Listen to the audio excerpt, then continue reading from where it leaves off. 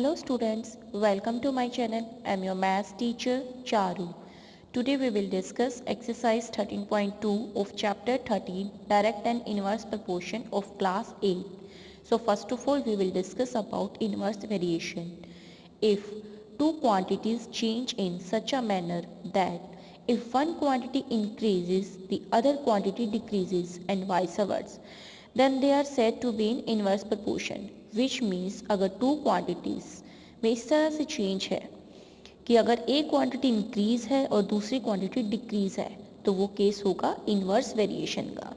यानी कि अगर x क्वांटिटी इंक्रीज हो रही है और y क्वांटिटी डिक्रीज हो रही है तो वो इनवर्स प्रोपोर्शन का केस होगा और वहाँ पर x y का प्रोडक्ट कांस्टेंट के इक्वल आएगा।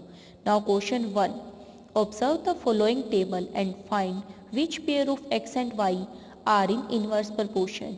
अब फर्स्ट का ए पार्ट स्टेटमेंट देखेंगे, x और y गिवन है। यहाँ पर हमें चेक करना है कि ये इनवर्स प्रोपोर्शन का केस है या नहीं। तो x1 y1 फर्स्ट केस, ऐसे second x2 y2 x3 y3 x4 y4। यहाँ प्रोडक्ट चेक करेंगे, x1 y1 का हमने प्रोडक्ट चेक किया यानी कि 50 और 5 का प्रोडक्ट चेक कर रहे हैं हम।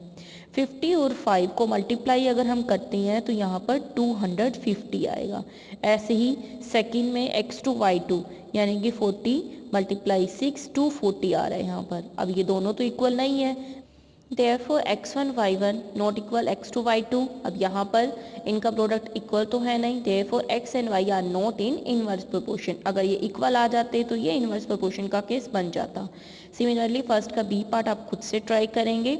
Now question 2, if 15 workers can build a wall in 48 hours, how many workers will be required to do the same work in 30 hours.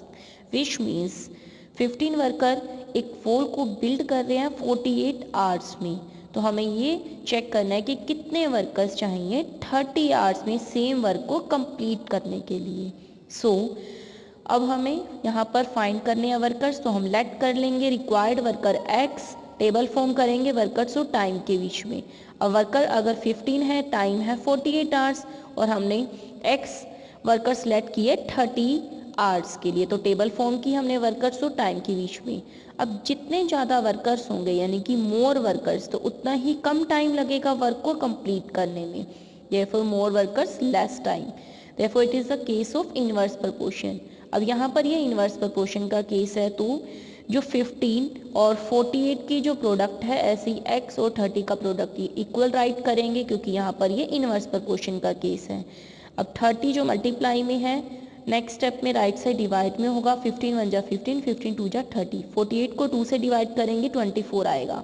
तो x जो हमने वर्कर सेलेक्ट किए थे वो आए हैं 24 के equal. therefore required workers x equals to 24. Now question 3, a farmer has enough food to feed 20 animals in his cattle for 6 days. How long would the food last if there were 10 more animals in his cattle? Which means if farmer के पास 20 animals के लिए जो food है वो 6 days के लिए चलेगा और हमें find करना है कि अगर 10 animals more हो जाएं तो अब जो food है वो कब तक चलेगा। स्टार्ट करते हैं सॉल्यूशन, लेट करते हैं food would be last for x days। Animals और डेज के बीच में हम टेबल फॉर्म करेंगे यहाँ पर। तो अगर एनिमल्स 20 हैं तो डेज 6 थे, 10 मोर एनिमल्स हो गए तो एनिमल्स 30 हो गए। हमने उनके लिए डेज x किया।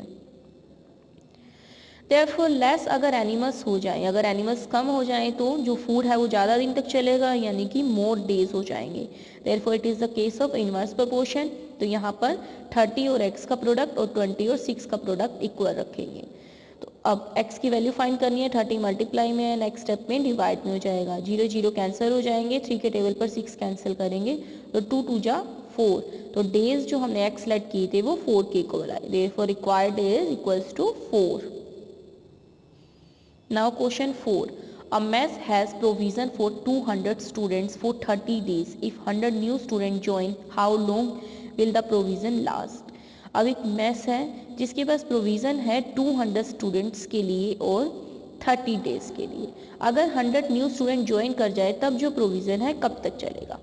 सॉल्यूशन स्टार्ट करते हैं, let the provision last for x days. Let कर लेते हैं जो प्रोविज़न है वो x डेज तक होगा। स्टूडेंट्स और डेज के बीच में टेबल फॉर्म होगी। अब 200 स्टूडेंट्स के लिए डेज हैं 30, ऐसे ही अगर 100 स्टूडेंट्स इंक्रीज हो गए यानी कि जो स्टूडेंट्स हैं वो 200 से 300 बन गए तो हमने डेज लेट किए थे x।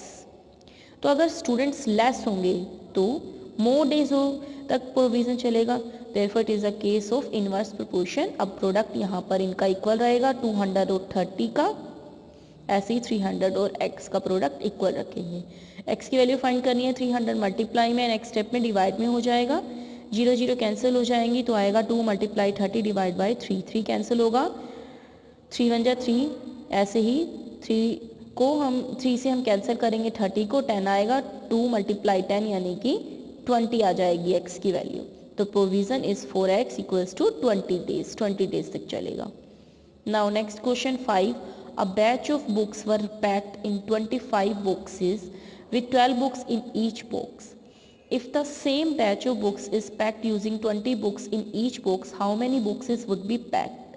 Which means जो बुक्स का पैच है हमने वो पैक किया 25 बॉक्सेस में और 12 बुक्स हमने रखी है एक बॉक्स में, यानी कि अगर एक बॉक्स में 12 बुक्स हैं, इस तरह से अगर जो सेम बैच ऑफ बुक्स को हम पैक कर रहे हैं 20 बुक्स यूज़ कर रहे हैं हम एक बॉक्स में, यानी कि अब एक बॉक्स में 20 बुक्स रखी जा रही है तो हमें कितने बॉक्सेस की रिक्वायरमेंट होगी, how many boxes would be packed, कितने बॉक्सेस पैक किए जाएंगे अगर एक बॉक्स में 20 बुक्स हैं। तो लेट कर लेते हैं बॉक्स x, अब बॉक्सेस और बुक्स इन ईच बॉक्स हम टेबल फॉर्म करेंगे। बॉक्सेस अगर हमने x लेट किए हैं तो एक बॉक्स में हम कितनी बुक्स रख रहे थे, 20 बुक्स रख रहे थे, और अगर बॉक्सेस 25 थे तो एक बॉक्स में हम कितनी बुक्स रख रहे थे, 12, यानी कि जितने ज़्यादा बॉक्सेस होंगे उतनी ही हम लेस बुक्स रखेंगे एक बॉक्स में, ठीक है। जितने ज़्यादा बुक्स हम इंक्रीज करते रहेंगे तो एक बॉक्स में हमें कम बुक्स रखनी पड़ेंगी, therefore it is the case of inverse proportion. तो प्रोडक्ट इक्वल रखेंगे, x multiply 20 equals 25 multiply 12, x की वैल्यू फाइंड करेंगे, 20 डिवाइड में रहेगा, सिंप्लीफाई करेंगे तो x की वैल्यू आ जाएगी 15, यानी कि रिक्वायर्ड नंबर ऑफ बॉक्सेस हो जाएंगे यहाँ पर 50। Now question 6, a school has 8 periods in a day, each of 45 minutes duration. How long would each period be if the school has 9 periods in a day, assuming the number of school hours to be the same? Which means एक school में 8 periods लगते हैं एक दिन में और एक period है 45 मिनट्स का। How long would each period भी, मतलब कि कितनी लेंथ होनी चाहिए पीरियड की अगर स्कूल में 9 पीरियड्स लगे। अज्यूम करके चलो कि जो नंबर ऑफ स्कूल आवर्स हैं वो सेम होने चाहिए, यानी कि जो स्कूल के आवर्स हैं उसमें कोई भी चेंज नहीं है। तो अब हम टेबल फॉर्म करेंगे। फर्स्ट ऑफ ऑल हम लेट कर लेते हैं length of period x minutes की। लेंथ ऑफ पीरियड अगर x मिनट्स हैं तो पीरियड नंबर ऑफ पीरियड कितने हो गए थे, 9 हो चुके थे, क्योंकि हमने 9 पीरियड हैं तो उसके लिए जो लेंथ ऑफ पीरियड है वो हमने x सपोज किया है।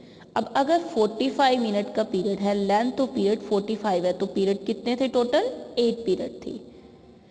अगर मोर हो जाए लेंथ ऑफ पीरियड तो लेस नंबर ऑफ पीरियड लगेंगे, यानी कि अगर एक पीरियड की जो लेंथ है, अगर एक पीरियड की जो टाइमिंग है वो इंक्रीज हो जाए तो पूरे दिन में जो पीरियड होंगे वो कम लगेंगे। तो therefore it is the case of inverse proportion.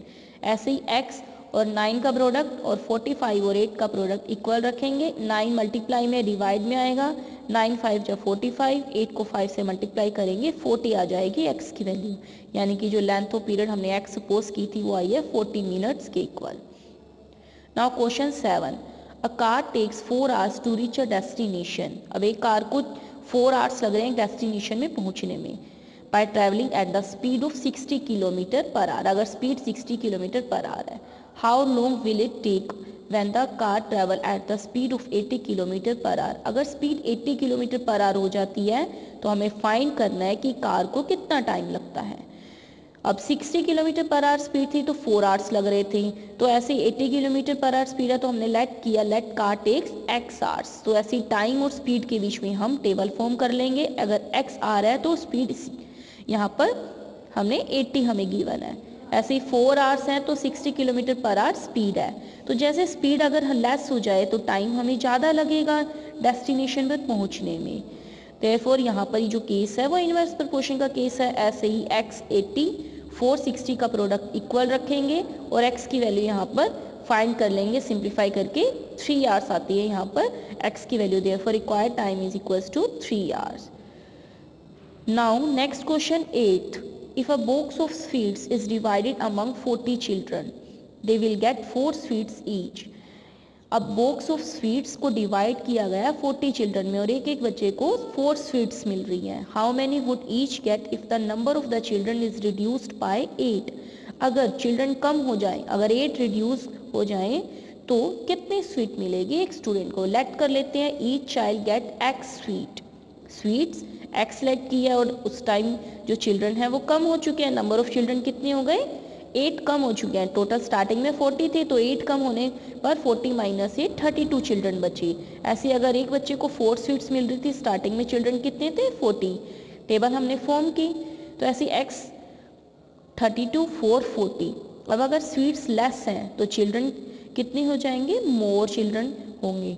यानी कि अगर स्वीट्स अगर हम लेस दे रहे हैं तो बहुत ज़्यादा चिल्ड्रन को स्वीट्स मिल जाएंगी. अगर एक बच्चे को जो स्वीट है अगर वो कम मिलती हैं तो बहुत सारे बच्चों को स्वीट्स मिल जाएंगे. Therefore it is the case of inverse proportion.